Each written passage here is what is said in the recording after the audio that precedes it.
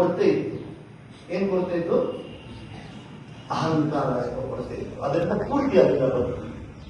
ಪಾಂಡವರು ಅಷ್ಟು ಒಳ್ಳೆಯವರಾಗಿದ್ರು ಕೂಡ ಅವರು ಭಕ್ತರಾಗಿದ್ದರು.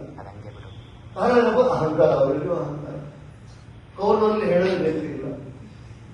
ಈ ರೀತಿಯಾಗಿ ಅಹಂಕಾರ ಎಂಬುದು ನಾನು ಮಾಡ್ತಾ ಇದ್ದೀನಿ, ನನ್ನಿಂದಲೇ ಇದೆಲ್ಲ ಆಗ್ತಾ ಇದೆ, ನಾನು ಇಲ್ಲಿಯವರು ಏನೂ ಆಗಲ್ಲ, ಈ ಭಾವನೆಯನ್ನೇ ನೋಡಿ ವ್ಯರ್ಥವಾದ ಭಾವನೆಗಳು ನಮ್ಮೆಲ್ಲ ಹಿರಿಯ ಮಟ್ಟಕ್ಕೆ ತಗೊಳ್ಳೋ, ಕೆಳಮಟ್ಟಕ್ಕೆ ತಗೊಳ್ಳೋ ಭಾವನೆಗಳೆಲ್ಲ ಗರ್ವ, ಅಹಂಕಾರ, ಹೆಮ್ಮೆ ಇರಬೇಕು, ಸ್ವಾಭಿಮಾನ ಇರಬೇಕು.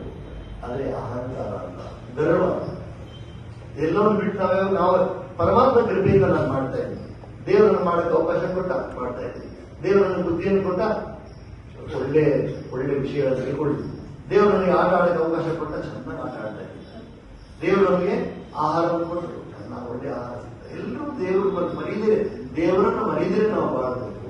ಆಗ ನಾವು ಭಕ್ತರಾಗ್ತೇವೆ. ಈ ಜಗತ್ತಿನಲ್ಲಿ ಯಾರ್ಯಾರು ಭಕ್ತರಾಗಿದ್ದಾರೆ ಅವರೆಲ್ಲರೂ ಸಾರ್ಥಕವಾದ ಜೀವನ ನಡೆಸ್ತಾರೆ ಎಂಬುದನ್ನು ಹೇಳಿ, ಪರಮಪೂಜಾದ ನಮ್ಮ ಗುರು ನಾವು ಹೇಳ್ಕೊಂಡಿರೋದೇ ಭಕ್ತಿ. ಅದನ್ನು ಮುಂದೆ ತಗೊಂಡು ಹೋಗ್ತಾ ಭಕ್ತಿಯನ್ನು ಪ್ರಧಾನವಾಗಿ ಇಟ್ಕೊಂಡು ದ ಸಾಲ್ಟ್ ಆಫ್ ಲೈಫ್. ಎಲ್ಲ ಅಡಿಗೆ ಮಾಡಿಬಿಟ್ಟು ಅದ್ರ ಉಪ್ಪಿಲ್ಲ ಅಂತಂದ್ರೆ ರುಚಿನೇ ಇಲ್ಲ. ಆತರ ಜೀವನ ತುಂಬಾ ಸಕ್ಸಸ್ಫುಲ್ ಆಗಿದ್ದು ಭಕ್ತಿ ಅವರೇ ನಿರಂತರವಾದ ಜೀವನ.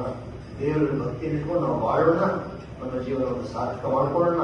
ಎಲ್ಲಾ ಕಾರ್ಯಗಳಲ್ಲೂ ಹಿಂಗ ತುಂಬಾ ಚೆನ್ನಾಗಿ ಮಾಡಿದಿಲ್ಲಪ್ಪ, ಏನು ಪರೀಕ್ಷೆ ತುಂಬಾ ಚೆನ್ನಾಗಿ ಬರೆದಿಲ್ಲ ಅಂತ ಹೇಳ್ಕೊಳ್ಳೇನೆ, ಹೌದು ನಾನು ಚೆನ್ನಾಗಿ ಓದ್ದೆ ಅಂತ ಹೇಳ್ಬೇಡಿ.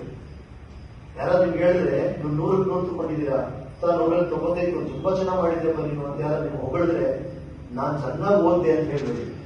ದೇವರ ಕೃಪೆಯಿಂದ ನನಗೆ 95% ಸಿಕ್ಕಿದೆ, ದೇವರ ಕೃಪೆಯಿಂದ 100 ಸಿಕ್ಕಿದೆ ಅಂತ ಹೇಳ್ತಾರೆ. ನೀವು ಓದಿರೋದ್ರಲ್ಲಿ ಸಂದೇಹ ಇಲ್ಲ. ಆದ್ರೆ ಓದೋದು ಮಾತ್ರ ಆಗಿದ್ರೆ ಎಷ್ಟೋ ಜನ ಓದಿರೋರಿದ್ದಾರೆ, ಸುಮ್ಮನೆ ಕಾಲ ಕಳೀತಾರೆ.